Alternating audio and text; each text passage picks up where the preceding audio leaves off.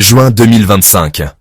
Le Moyen-Orient s'embrase l'Iran, et Israël s'affronte désormais ouvertement, faisant craindre une guerre mondiale. Les missiles frappent villes et infrastructures. Les civils paient le prix fort. Ce conflit dépasse les deux pays. Il implique des alliances mondiales, des rivalités anciennes, et menace l'économie mondiale.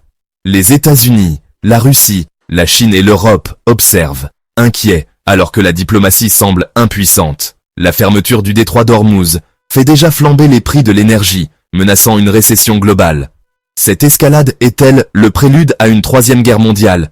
Ou reste-t-il une chance pour la paix? Tout commence en 1979, avec la révolution islamique iranienne. Avant cette date, l'Iran et Israël entretenèrent des relations discrètes mais stratégiques, notamment dans les domaines militaires et économiques. Mais l'arrivée au pouvoir de l'ayatollah Khomeini bouleverse tout. La nouvelle République islamique fait de la lutte contre Israël un pilier de sa politique étrangère, dénonçant l'État hébreu comme un ennemi absolu et un oppresseur du peuple palestinien. L'Iran rompt alors brutalement avec Israël, ferme l'ambassade israélienne à Téhéran et la remplace par une ambassade palestinienne. Les discours officiels, les médias et les manifestations de masse font d'Israël la cible principale de la rhétorique révolutionnaire iranienne. Cette hostilité s'inscrit dans une vision idéologique, mais aussi géopolitique. L'Iran cherche à s'imposer comme leader du monde musulman en s'opposant frontalement à Israël. Pour concrétiser cette stratégie, Téhéran finance et arme le Hezbollah au Liban, le Hamas à Gaza et d'autres groupes hostiles à Israël. L'objectif? Encercler l'État hébreu par des alliés et des proxys et maintenir une pression constante sur ses frontières. Cette politique d'axe de la résistance permet à l'Iran d'étendre son influence régionale, tout en affaiblissant Israël sur plusieurs fronts. L'Iran s'implique aussi militairement en Syrie et en Irak, soutenant des milices chiites et déployant des conseillers militaires.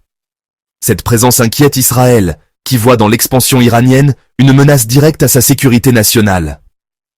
Israël, en retour, mène une guerre de l'ombre contre l'Iran. Cyberattaques sophistiquées, sabotage d'installations nucléaires, assassinats ciblés de scientifiques et d'officiers iraniens. Tel Aviv cherche à freiner l'influence et les capacités militaires de l'Iran, tout en évitant une guerre ouverte. Le programme nucléaire iranien cristallise toutes les peurs israéliennes. Pour Israël, un Iran doté de l'arme atomique représenterait une menace existentielle, capable de bouleverser l'équilibre régional. Les dirigeants israéliens multiplient les mises en garde et se préparent à toutes les options, y compris des frappes préventives. Les négociations internationales sur le nucléaire iranien échouent à rassurer Israël. Les sanctions américaines, loin de freiner l'Iran, poussent Téhéran à accélérer son programme nucléaire, tout en renforçant sa posture de défiance. L'impasse diplomatique alimente la tension et la course à l'escalade. La méfiance et les provocations s'accumulent. Chaque camp se sent menacé, prêt à réagir à la moindre étincelle. Les accrochages entre Israël et les groupes soutenus par l'Iran se multiplient, que ce soit en Syrie, au Liban ou à Gaza. Les diplomates tentent d'éviter l'embrasement, mais la situation reste explosive. Cette spirale d'hostilité, alimentée par la peur, la vengeance et la rivalité régionale, a mené à l'explosion actuelle. Les frappes, les représailles et les discours belliqueux entretiennent un climat de guerre permanente, où chaque incident peut dégénérer. Aujourd'hui, la confrontation est directe.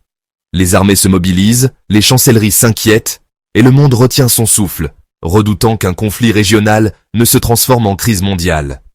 L'histoire entre l'Iran et Israël est celle d'une escalade sans fin, où chaque pas rapproche un peu plus de l'irréparable. Début juin, Israël frappe massivement l'Iran, ciblant des sites militaires et nucléaires, dont Ispahan. L'objectif, stopper le programme atomique iranien et décapiter le commandement militaire. Les frappes font des dizaines de morts civiles et militaires, provoquant l'indignation internationale. L'Iran, humilié, promet une riposte sans précédent. L'échec des négociations et la crainte d'une bombe iranienne ont poussé Israël à agir, malgré le risque d'embrasement. Cette attaque marque la fin de la guerre de l'ombre et le début d'une confrontation ouverte. L'Iran réplique immédiatement. Missiles et drones frappent Tel Aviv et d'autres villes israéliennes. Malgré le dôme de fer, Plusieurs projectiles atteignent leur cible, causant morts et blessés. Le CGRI revendique l'attaque, affirmant que toute agression israélienne sera désormais punie sur le sol israélien.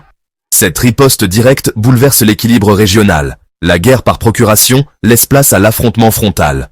L'Iran démontre la puissance de son arsenal balistique, saturant les défenses israéliennes. La rhétorique s'enflamme, chaque camp promettant une réponse plus dure. Le risque d'escalade incontrôlable n'a jamais été aussi grand. Israël compte sur le soutien militaire et logistique des États-Unis, qui lui fournit non seulement des armes sophistiquées, des systèmes de défense antimissiles et des munitions, mais aussi un appui stratégique et du renseignement. Washington considère la sécurité d'Israël comme une priorité régionale et multiplie les livraisons d'aide tout en coordonnant étroitement avec l'état-major israélien. Cette alliance historique s'est renforcée au fil des décennies, et les États-Unis jouent un rôle clé dans la dissuasion des adversaires d'Israël. Israël bénéficie également d'un appui politique solide du Royaume-Uni, du Canada et de l'Australie. Ces pays affichent leur soutien lors de déclarations officielles, de votes à l'ONU et par des visites diplomatiques. Ils partagent des intérêts stratégiques et des valeurs communes avec Israël et cherchent à préserver la stabilité régionale tout en condamnant les attaques contre l'État hébreu. Face à ce bloc occidental, l'Iran s'appuie sur son axe de la résistance, dont le Hezbollah libanais est le pilier militaire le plus puissant. Le Hezbollah, fort de dizaines de milliers de combattants et d'un arsenal sophistiqué, agit comme le bras armé de Téhéran au Liban et au-delà, prêt à intervenir en cas d'escalade. À ses côtés, les milices irakiennes pro-iraniennes et les Houthis du Yémen complètent ce réseau d'alliés. Ces groupes, financés, entraînés et armés par l'Iran, multiplient les attaques contre les intérêts occidentaux et israéliens dans la région, cherchant à étendre l'influence de Téhéran et à ouvrir de nouveaux fronts en cas de conflit généralisé. Tous ces acteurs sont prêts à ouvrir de nouveaux fronts, à multiplier les attaques asymétriques et à déstabiliser la région si le conflit s'intensifie. Leur coordination rend la situation explosive et imprévisible. Sur le plan international, la Russie et la Chine soutiennent l'Iran politiquement et diplomatiquement. Moscou et Pékin voient en Téhéran un partenaire stratégique pour contrer l'influence américaine au Moyen-Orient et défendent ses intérêts sur la scène internationale, notamment au Conseil de sécurité de l'ONU. Cependant, la Russie et la Chine évitent toute implication militaire directe. Leur stratégie consiste à soutenir l'Iran par des moyens politiques, économiques et technologiques, tout en cherchant à limiter l'escalade et à préserver leurs propres intérêts dans la région. Les grandes puissances avancent donc prudemment, conscientes que la moindre erreur pourrait entraîner une confrontation globale. Les sommets internationaux et les réunions diplomatiques se multiplient pour tenter de désamorcer les tensions. Les diplomates multiplient les négociations, cherchant à éviter l'engrenage d'un conflit direct qui pourrait embraser toute la région, voire au-delà. Ce jeu complexe d'alliances et de rivalités dessine une fracture géopolitique profonde, opposant l'Occident et ses alliés à un bloc révisionniste mené par l'Iran, soutenu par la Russie et la Chine. On assiste ainsi à une polarisation du monde. D'un côté, les États-Unis et leurs partenaires occidentaux, de l'autre, un front révisionniste qui remet en cause l'ordre établi. Chaque action, chaque déclaration, chaque mouvement militaire est scruté à Washington, où l'on craint une escalade incontrôlable. À Moscou et à Pékin aussi, les dirigeants surveillant la situation de près, prêts à réagir pour défendre leurs intérêts et ceux de leurs alliés. Car dans ce contexte tendu, une erreur de calcul, un incident mal interprété ou une provocation pourrait faire basculer le monde dans une crise majeure. Le conflit israélo-iranien devient ainsi le théâtre d'une rivalité globale, où chaque acteur avance ses pions avec prudence, mais détermination. L'équilibre mondial, déjà fragilisé par d'autres crises, n'a jamais été aussi précaire. Le moindre dérapage pourrait avoir des conséquences incalculables pour la paix internationale. Les États-Unis affichent leur soutien à Israël, mais refusent toute implication offensive directe contre l'Iran. Leur aide reste défensive, renseignement, logistique, interception de missiles. Washington craint une escalade incontrôlable qui forcerait une intervention militaire américaine. L'Iran menace de frapper les bases américaines si les États-Unis interviennent. Le retrait du personnel diplomatique et militaire américain montre la gravité de la crise. La Maison-Blanche cherche désespérément une issue diplomatique, mais les options se réduisent. L'Europe, proche du chaos, appelle à la désescalade et sanctionne l'Iran, tout en tentant de préserver le dialogue. Sa voix affaiblie peine à peser face à la logique militaire dominante. L'Europe craint une nouvelle crise migratoire et une flambée des prix de l'énergie. Sa dépendance au pétrole du Moyen-Orient la rend vulnérable à toute perturbation. Faute de moyens militaires, elle se limite à des appels au calme et à la médiation. L'influence européenne s'effrite, la diplomatie semble impuissante. L'Europe observe inquiète un conflit qui menace sa stabilité. Le spectre d'une troisième guerre mondiale plane chaque attaque, appelle une riposte. L'escalade paraît inévitable. L'implication des grandes puissances est le vrai danger, une attaque contre des bases américaines entraînerait une réaction massive. Russie et Chine pourraient alors soutenir l'Iran, élargissant le conflit. Un blocage du détroit d'Ormuz provoquerait un choc économique mondial, inflation et récession à la clé. Israël, puissance nucléaire, et l'Iran, au seuil de le devenir, font craindre l'usage d'armes de destruction massive. La combinaison d'escalade militaire d'intérêts vitaux et de rivalité globale rend la situation explosive.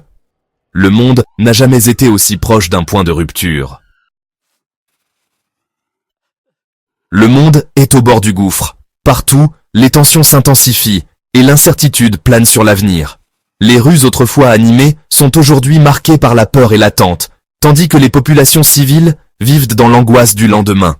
Les familles se réfugient dans les abris, espérant que la nuit ne sera pas marquée par de nouvelles violences.